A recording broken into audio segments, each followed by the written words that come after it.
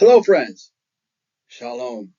Rich here at the Gospel Rescue Mission, and this is Freedom Club Week 6.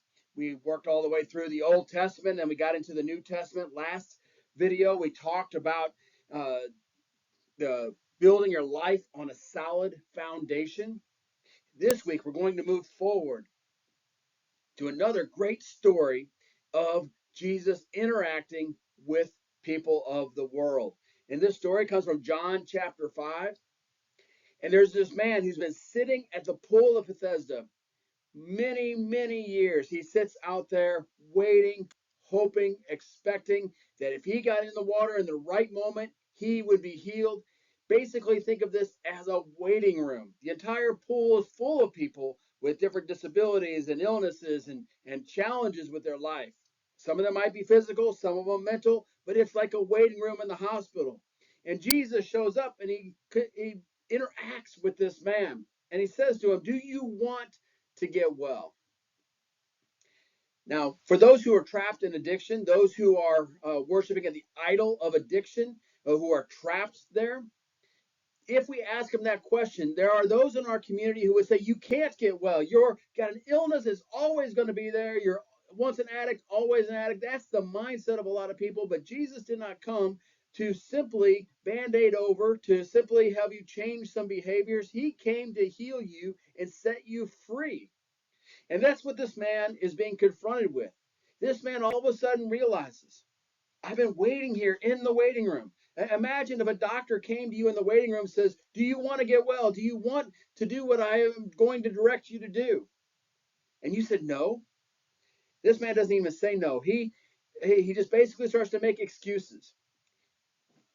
For a lot of people trapped in their addiction, they have a lot of excuses. Well, I can't get clean because of my mom or my history, my race. I can't do it because of my culture. I can't do it. I can't get clean. I can't get free because of my friends.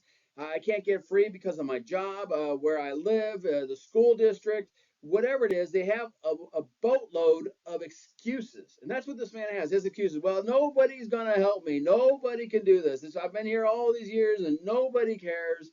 Wah, wah, wah. But Jesus says, "Do you want to get well?" And the man again has those excuses, and Jesus doesn't even answer those excuses. He looks the man in the eye and says, "Pick up your mat and walk." Now, while the man never says yes, the man now has a choice to make.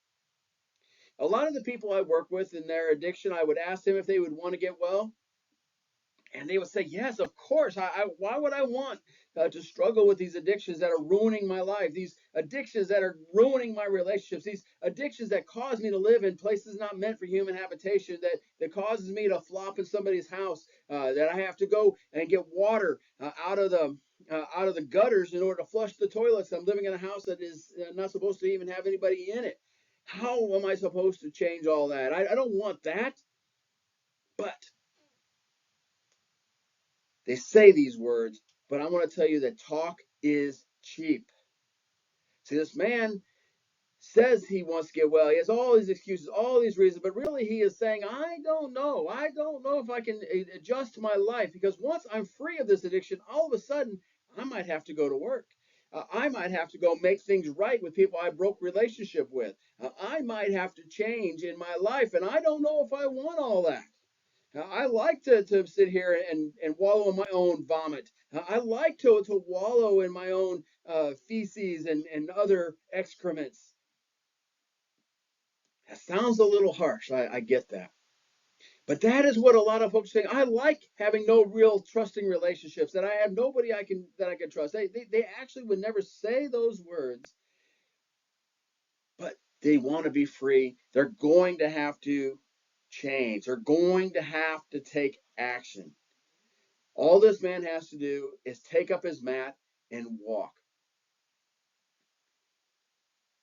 Are you willing to take up your mat and walk? Are you willing to do whatever it takes to get clean and free? Are you willing to forsake your old friends, spend some time alone as you create a new character, a new personality, start to experience the joy of freedom, and then have other friends who are also experiencing freedom?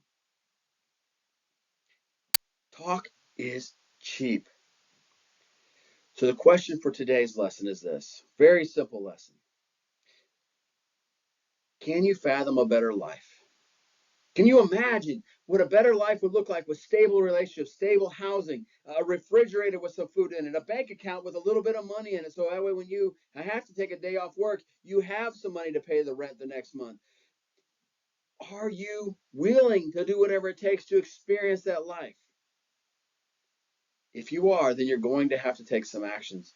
And if some of them are going to be difficult, you might have to discard all of your drugs or alcohol. In the Bible has a story in the book of Acts where these men and women who were practicing witchcraft, they brought their magic scrolls and they burned them. They discarded them completely. They got rid of everything. They burned the boats.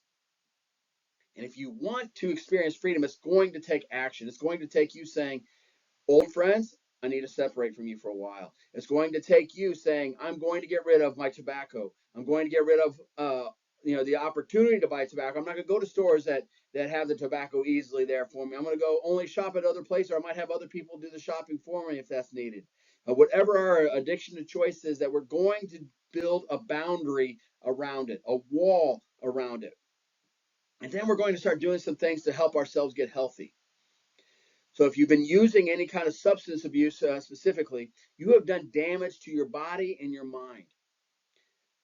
So you need to take action on healing those things. You might have to heal your lungs by exercise. You might have to heal other parts of your body by eating vegetables and other healthy products. It's time to take action. Your action is your yes. So when this gentleman picks up his mat and he walks, he is saying actually yes. His action is the actual statement. In the same way, I don't want to hear you say, well, I want to get clean and sober. I just don't want to do anything different. No, your action is your yes. Don't even play any games.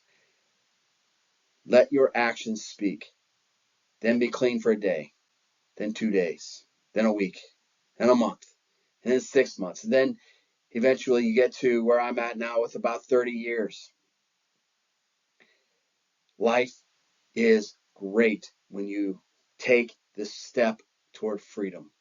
But it is action, not words, that is going to set you free. Thank you so much for joining us. Hopefully see you soon.